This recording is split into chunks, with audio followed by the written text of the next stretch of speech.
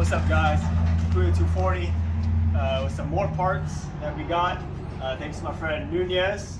We got the two front wheels over here. So now we have a complete set.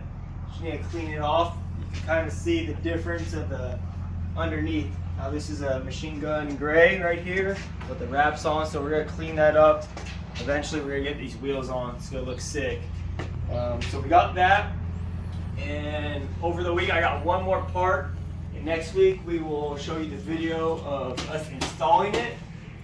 But we got our Duralast water pump from AutoZone, and on the way is a Mishimoto radiator.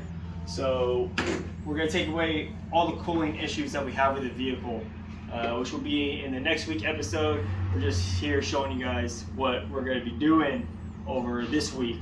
So yeah, cooling's gonna be taken care of. Hopefully you guys all watch that. It's gonna be a cool install video. Probably two different ones.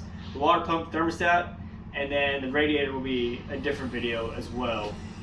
But that's it. I got 3 parts, and stay tuned for more to come, alright? Appreciate you guys.